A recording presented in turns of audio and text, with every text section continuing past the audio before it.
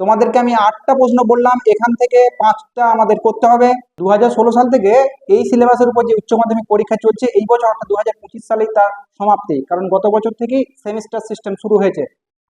1765 সাল, তাহলে 1765 সঙ্গে মিল হবে দেওয়ানি লাভ।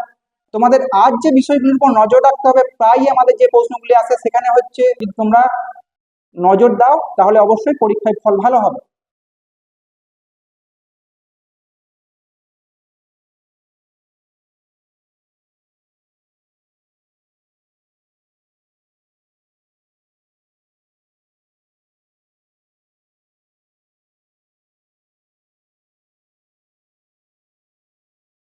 নমস্কার, the e paper digital last minute suggestion উচ্চ মাধ্যমিক 2025 অনুষ্ঠানে আপনাদের স্বাগত জানাচ্ছি। আমি শ্রী রাজেন্দ্রনাথ দত্ত, পিয়ারিগঞ্জ চারুচন্দ্র উচ্চ বিদ্যালয়ের ইতিহাস বিষয়ের শিক্ষক। আজ আমি 2025 সালের উচ্চ মাধ্যমিক ইতিহাস বিষয়ের লাস্ট মিনিট সাজেশন নিয়ে কিছু আলোকপাত করব।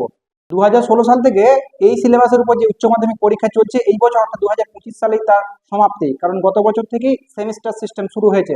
তাই তোমাদের উদ্দেশ্যে প্রথমেই আমি শুভেচ্ছা বা শুভকামনা জানাই।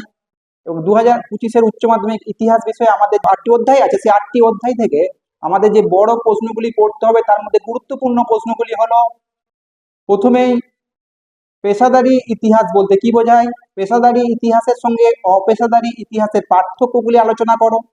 দ্বিতীয়ত, সাম্রাজ্যবাদ বিষয়ে হবসন এবং লেনিনের তত্ত্ব। তৃতীয়ত, ইস্ট ইন্ডিয়া কোম্পানির আমলে ভারতের ভূমি রাজস্ব ব্যবস্থা। 4 নম্বরে চৌঠা মে আন্দোলনের কারণ ও তার গুরুত্ব, এটা পার্ট এ। আর পার্ট বি থেকে যে 4টি গুরুত্বপূর্ণ প্রশ্ন সেগুলি বলি। প্রথমেই 1919 সালে মন্টেগু চেমসফোর্ড সংস্কার আইনের বৈশিষ্ট্য ও তার ত্রুটি। 1942 সালের ভারত ছাড়ো আন্দোলন সম্পর্কে আলোচনা। পরের প্রশ্ন, বাংলাদেশের মুক্তিযুদ্ধ ও সে সম্পর্কে ভারতের কি ভূমিকা। এছাড়া ভিয়েতনামের মুক্তিযুদ্ধে হোচিমিনের ভূমিকা। আমাদের এই দুটো পার্ট থেকে মোট 5টা প্রশ্ন করতে হবে। তোমাদেরকে আমি 8টা প্রশ্ন বললাম, এখান থেকে 5টা আমাদের করতে হবে। আর এসএকিউ এবং এমসিকিউ এর কোনো সাজেশন হয় না। তোমাদের প্রতি আমার অনুরোধ যে তোমরা আমাদের যে পাঠ্য বইগুলি রয়েছে সেগুলো একটু ফুটিয়ে পড়লেই আমরা এসএকিউ এবং এমসিকিউ প্রশ্ন উত্তরগুলি সঠিকভাবে করতে পারবো। এমসিকিউ অর্থাৎ 24 × 24 আর এসএকিউ অর্থাৎ 16 × 16। এইগুলির মধ্যে গুরুত্বপূর্ণ যে প্রশ্নগুলি বিগত বেশ কয়েক বছরে এসেছে সেইগুলির উপর আমি কিছু আলোকপাত করি। এর মধ্যে গুরুত্বপূর্ণ একটি প্রশ্ন হলো স্তম্ভ মেলানো, ক স্তম্ভ এবং খ স্তম্ভ। ক স্তম্ভে থাকে কয়েকটি গুরুত্বপূর্ণ ঘটনা, যেমন দেওয়ানি লাভ, যেমন রেগুলেটিং আইন, যেমন পিটের ভারত শাসন আইন।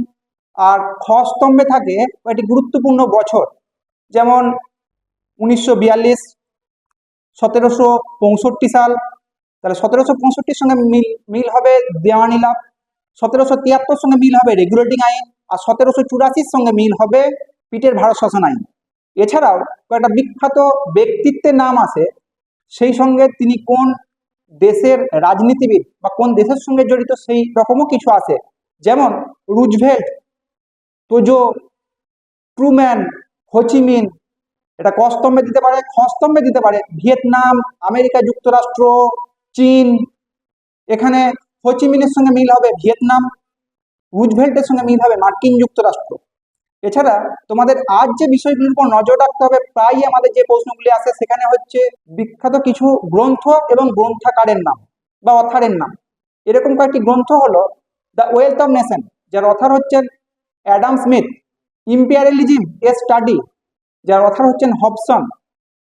হিস্ট্রি অফ ব্রিটিশ ইন্ডিয়া, এটা একটি বিখ্যাত বই, এর অথার হচ্ছেন জেমস মিল।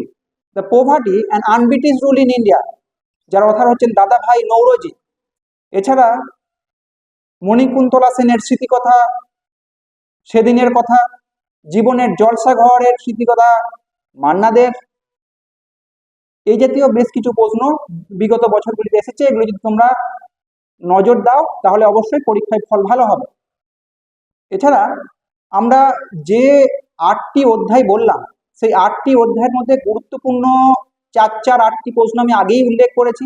আমাদের প্রতি পাঠ থেকে কমপক্ষে 2টি করে মোট 5টি প্রশ্নের উত্তর বলা হয়। তাহলে আমাদের 24 এমসিকিউ, 16 এসএকিউ এবং 5 40, অর্থাৎ টোটাল 80 নাম্বারের পরীক্ষা হয়।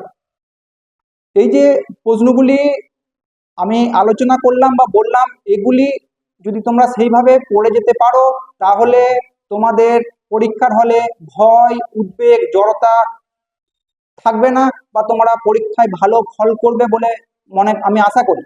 এছাড়া ই পেপার ডিজিটাল চ্যানেল কর্তৃপক্ষকেও আমি ধন্যবাদ জানাই যে তাদের এই শুভ উদ্যোগের মাধ্যমে মফস্বলের ছাত্রছাত্রী ছাড়াও আরো অগণিত ছাত্রছাত্রী যারা এই অনুষ্ঠান দেখবে পরবর্তীকালে তারা অনেকটাই উপকৃত হবে, যেহেতু লাস্ট মিনিট সাজেশন তারা ইতিমধ্যেই তৈরি করে ফেলেছে। তাদের প্রশ্ন উত্তরগুলি তারা একটু মিলিয়ে নিতে পারবে যে তাদের ঘাটতি কোনখানে, বা তাদের আরো কিছু নতুন জিনিস করতে হবে কিনা, কারণ পরীক্ষা প্রায় দোরগোড়ায়।